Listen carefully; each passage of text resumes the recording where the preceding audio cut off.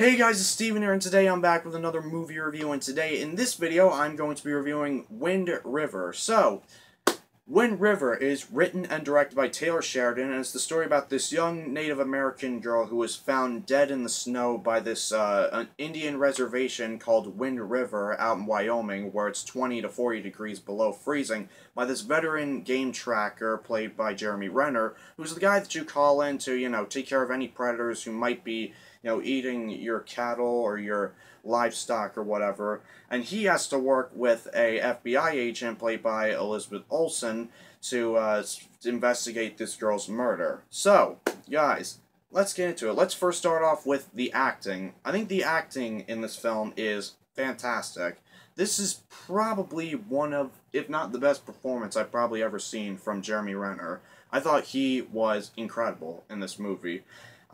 He gives one of those performances where you don't see the actor, you feel like you're seeing this guy on screen, and it doesn't feel big or, Hollywoodized. It just feels like he's playing the character, and he's doing a phenomenal job with it. And I've already liked him in the past for movies like The Town and, his work in the Marvel Cinematic Universe, but here, he brings it in this movie, and I think it's honestly an Oscar-worthy performance. Everybody else was great. Elizabeth Olsen was really good. She's kind of like a fish out of water type character. It's like she's not used to being in this area. So, but she's still a strong character, and she does give a very good performance. And I think her, her back and forth with Jeremy Renner was really good. And also Gil Birmingham, who plays the father of the girl who was murdered, he did a great job in this film. I would have liked to have seen more of him. I feel like he's not in the movie enough, but I think when he is on screen, he does a great job, especially, the last 10 minutes of this movie, he was amazing. And, as for the acting, I'm going to give it a 3.5 out of 4 stars.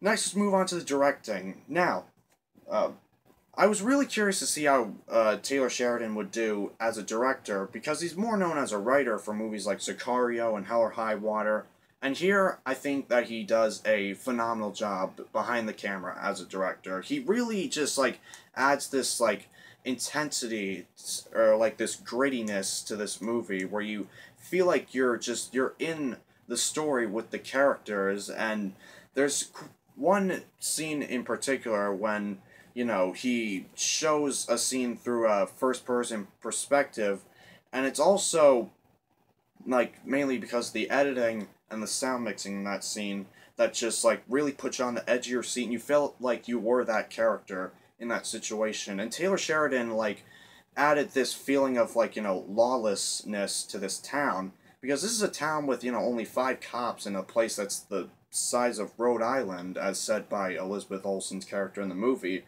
And you really got that sense in this movie because of Taylor Sheridan's directing.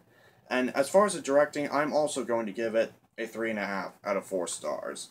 And next, let's talk about the script and story. And I think that the script is the best thing about this film. This is one of the best screenplays of the year, or at least one of the best original scripts of the year. Just the dialogue was riveting. It did not feel forced or fake. It felt it felt fresh off their mouths. It didn't feel like, they were reciting lines off of paper. It felt real and natural, like it was characters actually talking. And I also thought that, the screenplay did a great job of really, developing these characters, specifically Jeremy Renner's character. It's there's more layers to his character than you initially see him in the first scene. And that's one of the things that I thought was great about the screenplay for this film. And the story was also just, completely interesting from start to finish. The movie, I don't know what else to say. The script is amazing. I think there's no flaws in it, and I'm going to give it a 4 out of 4 stars. Next, let's move on to the technical qualities.